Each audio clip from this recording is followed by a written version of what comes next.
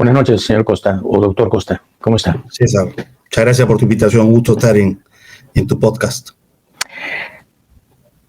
La democracia tomada, que es el libro que usted escribió, ¿cómo debería llamarse ahora? ¿Raptada? ¿Secuestrada? ¿Hurtada? ¿Qué le ponemos? Violada, ¿no? El primer libro fue La democracia sitiada, pasamos del sitio a la toma, y bueno, sí, en efecto, digamos, el epílogo con que cierro el libro es de hace poco más de 6 meses, y ya se perfilaba lo que se venía, pero lo que estamos viendo estos días es un esfuerzo de cambiar todo, cambiarlo a la mala, en función de las conveniencias políticas y personales de quienes dirigen hoy el país, desde el Congreso de la República, en una alianza multipartidaria donde están perro, pericote y gato, pero donde la responsabilidad política principal es nuevamente el fujimorismo, ¿no? Y se está, digamos, cambiando la Constitución y de mala manera, y por supuesto para destruir el equilibrio de poderes y consolidar la hegemonía del Congreso sobre el resto de poderes del Estado, con el único objetivo de garantizar impunidad para esa santa alianza y continuidad, ¿no? Que es el último capítulo en el que estamos, las reformas electorales para asegurar en la medida de la posible continuidad de ese... Yo recuerdo hace mucho tiempo, a Víctor Raúl Ayala Torre, el líder del APRA, el líder histórico del APRA y de la socialdemocracia latinoamericana, ¿por qué no decirlo? Decir, el Parlamento es el primer poder del Estado. Pero eso que sonaba a revancha, digamos, la revancha legítima de una persona que no había podido acceder al Ejecutivo por un veto militar notorísimo, clarísimo, ahora resulta la ejecución del AMPA, ¿no? O sea, si Víctor Raúl Ayala Torre hubiese imaginado que el Parlamento iba a ser el primer poder del Estado gracias a Pepe Luna y a Keiko Fujimori y a Vladimir Cerrón, se habría muerto de nuevo. De alguna manera hay un paralelo con lo que dices, porque yo creo que es principalmente la venganza del fujimorismo y sus aliados. Pero quienes tienen sangre en los ojos son ellos, sobre todo Keiko, ¿no? Que ha perdido 3 veces sucesivamente la presidencia de la República. Yo creo que está convencida de que nunca la ganará y por eso está produciendo con sus aliados estas modificaciones, ¿no? Al régimen presidencialista peruano, porque diera la impresión de que está convencida que nunca llegará a la presidencia, porque el día que llegue, si eso ocurre, va a estar atada de manos, porque esto ha sido diseñado para que el Congreso no tenga contrapesos. Acaban de modificar el Código de Procedimiento. Sin embargo, Gino, usted dice en ese libro, La democracia tomada, que se perdió la gran oportunidad durante PPK, que era el entendimiento entre Kuczynski y Keiko Fujimori. Pero eso era una utopía. No es posible entenderse con Keiko Fujimori. Es posible subordinarse a Keiko Fujimori. Sí, no lo fue. Lo digo pensando en lo que hubiera sido más conveniente para el país, un mínimo acuerdo de gobernabilidad. Y no era tan difícil, porque no estaba Keiko frente a Pedro Castillo, con quien habían inmensas diferencias ideológicas y políticas. Pero ¿y el hígado? Sí, no, y sangre en el ojo, por supuesto. Sangre en los 2 ojos, sí. Pero perdió ella también, ¿no? Y sobre todo perdió el país. La posibilidad de tener un 4º periodo consecutivo con relativa estabilidad y relativa mejoría. Pero Gino, fíjese que no perdió tanto, porque ahora resulta que Keiko Fujimori, que perdió las elecciones, gobierna directamente. Entonces, ella le diría a usted, qué ingenuo es usted, señor Costa, ¿cómo que perdí? Sí, es verdad, le ha tomado mucho tiempo, pero a costa de la democracia y del sistema institucional. Es decir, si hubiera habido un acuerdo de gobernabilidad... pero si yo me pongo en plan de Keiko, le replico, ¿y usted cree que a mí me importa la democracia, señor Costa? Sí, eso lo ha demostrado, y yo lo digo en el libro, obviamente. Sí. Desde el momento en que dice, bueno, no reconoce las elecciones, pero dice gobernaré el Congreso. Tengo una mayoría parlamentaria que me ha dado el pueblo y la voy a usar. Y no lo usó pues para aprobar leyes en favor del país, sino para destruir a PPK, intentar tomar... Fue peor, ella dijo, voy a gobernar desde el Congreso, vamos a implementar nuestro programa. Ella se proclamó presidenta de facto. En ese momento, claro, parecía una fanfarronada, ¿no? Parecía, digamos, una amenaza absolutamente inviable. pero después vimos que no. Acabó con el gobierno de PPK, pero le salió el tiro por la culata ahí, ¿no? Porque en efecto pensó que Vizcarra sería más dócil que PPK, se equivocó completamente y perdió ahí, le disolvieron el Congreso, claro. Y regresó con Merino, ¿no? 5 días.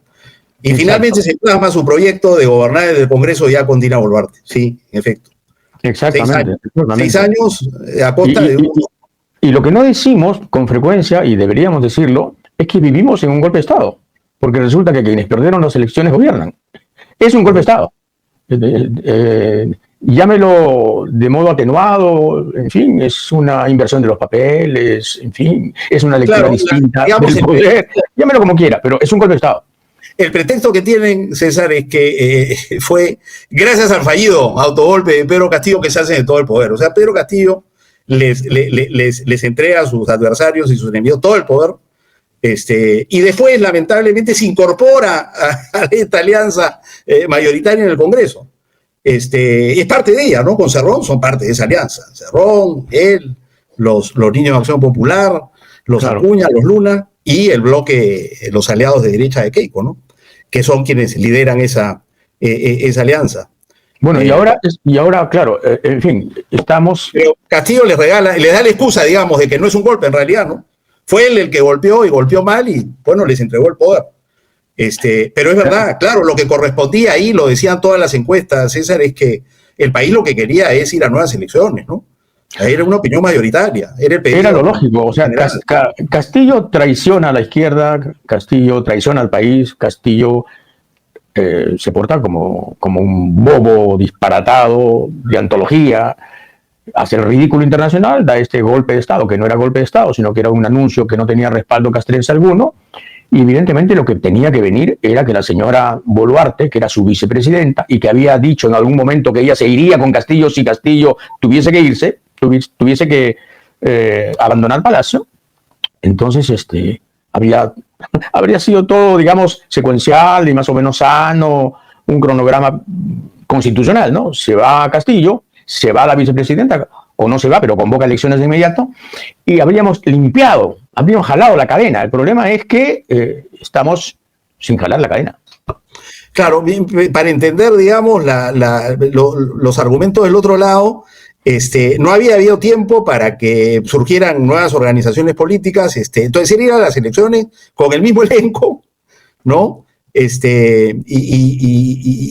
Y claro, se impone el criterio de que mejor un poco de estabilidad y que se... ¿Esta estabilidad? No, digo, por supuesto que no. Yo claramente he defendido el adelanto de elecciones desde el primer momento, desde antes de que esto ocurriera, porque lo reclamaba el país, ¿no? Pero digo, y claro, se equivocaron. Quienes optaron por ese camino no tienen estabilidad, no tienen crecimiento, ¿no? Y hoy día toman distancia, como tú dices, hoy día los empresarios hacen su CAE solos en una demostración de que no están contentos ni con el Congreso, ni con... pero están solos ellos también, ¿no?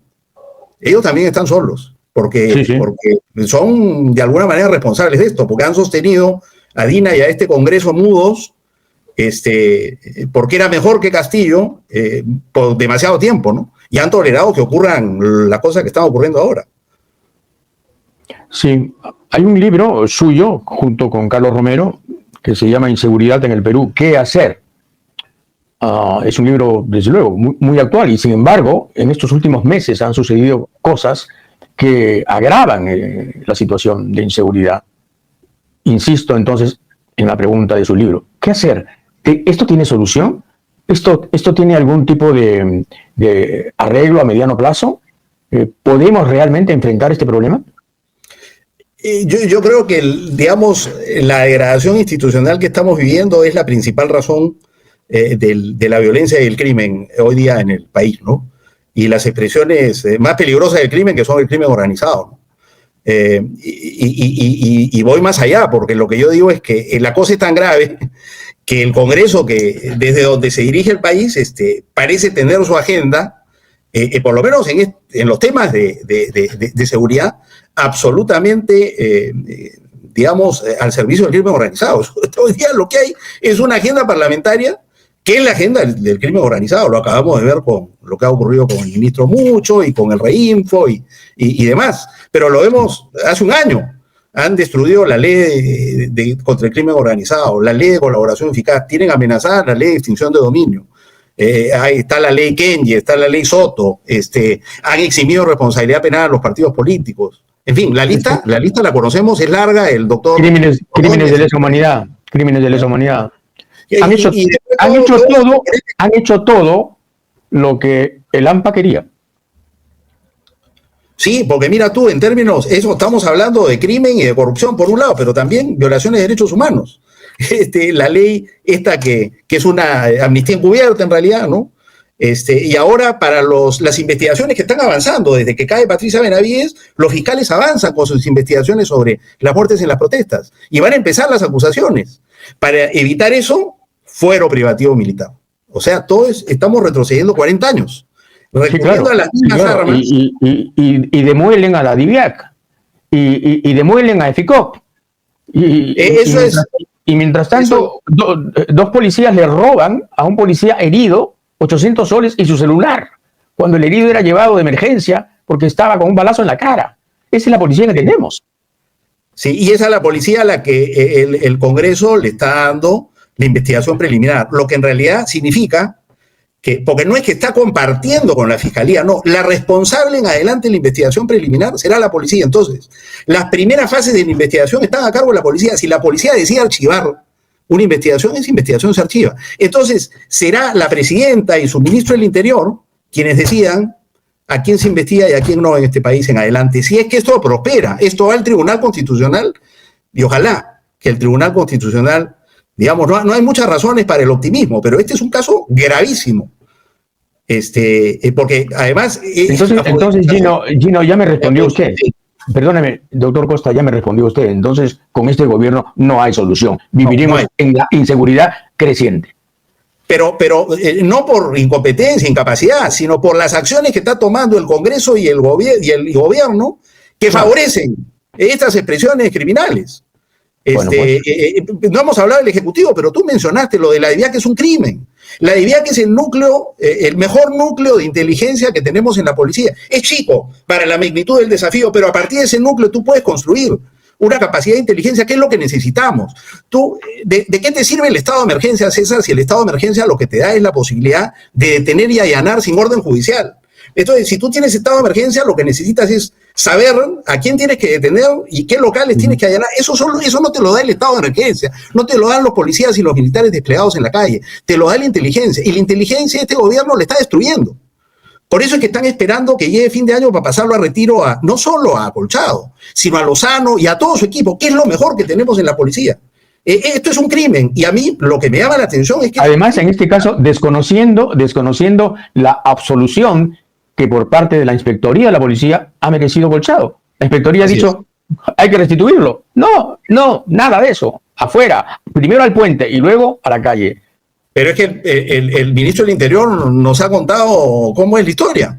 El encargo de la presidenta es destruyes la DIVIAC y pasas a retiro a este señor. Si asumes en esas condiciones, enhorabuena.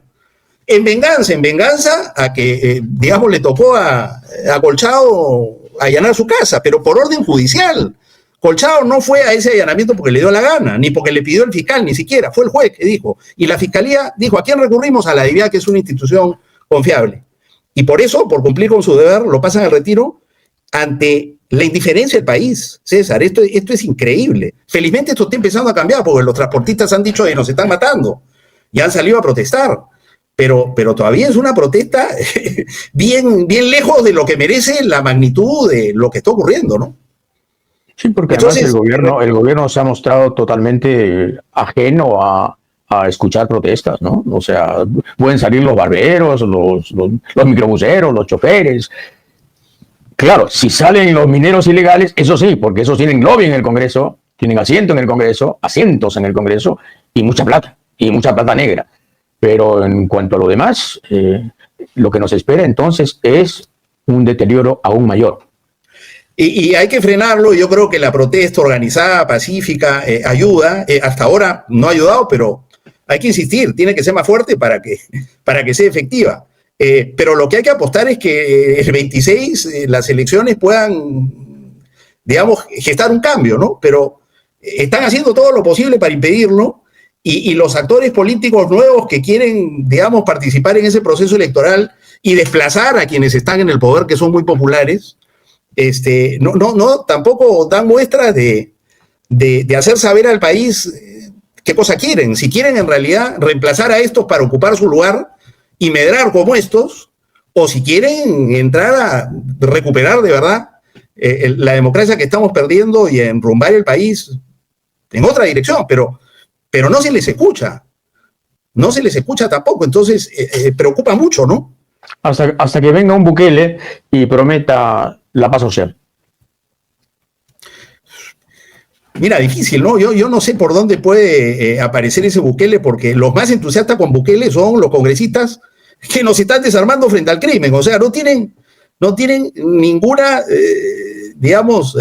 calificación, ni recorrido, ni autoridad para decir que están contra el crimen, si son los responsables de atar de manos a los fiscales, a los jueces, a los policías, ¿no?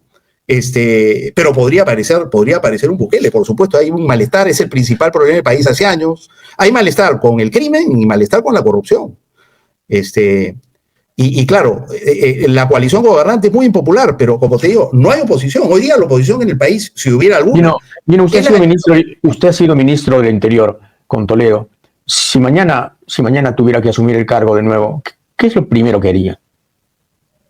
Mire, la primera recomendación que yo hago sobre lo que necesitamos es traer a Colchado y traer a Lozano y toda esta gente. Por eso hay que impedir que los echen, porque una vez que los echan ya no hay vuelta atrás. Y darle los recursos me imagino que se está refiriendo a refundar la policía, ¿no?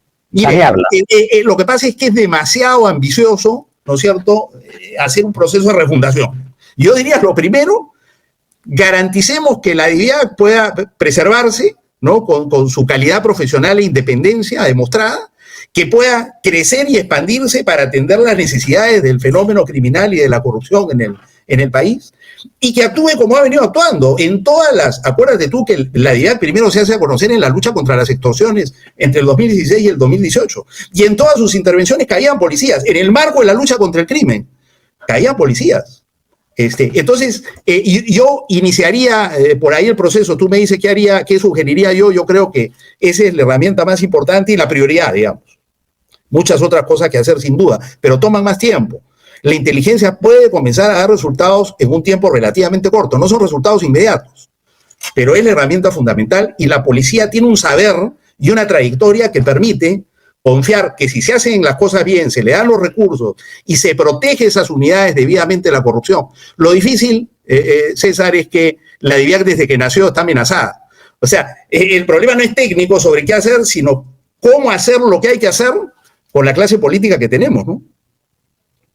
Claro, al final el problema de la inseguridad no es un problema solo de la policía, ni de la inteligencia, ni de los sistemas, digamos, que podamos implementar respecto de esto. El problema es quiénes nos gobiernan. Si nos gobierna el AMPA, como nos está gobernando desde el Congreso, con la anuencia débil del Ejecutivo, que casi no existe, entonces, ¿por qué queremos seguridad? El AMPA no te da seguridad. El AMPA tiene sus propósitos muy claros y actúa y legisla y hace, digamos, normaliza justamente la inseguridad, porque de eso se trata, de acostumbrarlos a eso. Tanto el Congreso como el Ejecutivo actúan, digamos, para cuidarse las espaldas, ¿no? Tú te referías a los hermanos Boluarte y a la presidenta. Claro, DIVIAC participa en las investigaciones de Marita Barreto.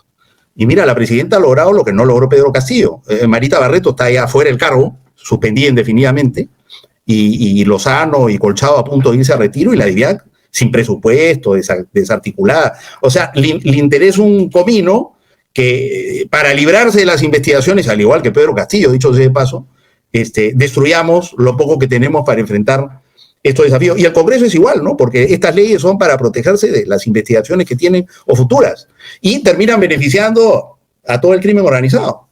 ¿Cuánto de ese beneficio al crimen organizado es un beneficio directamente promovido por los congresistas? Esa es otra pregunta. En el caso de la minería ilegal está muy claro, ¿no? La influencia que tiene hoy día en el Congreso de la República. Clarísimo, clarísimo. Gino Costa ha estado con nosotros. Muchas gracias, Gino. César, muchas gracias a ti.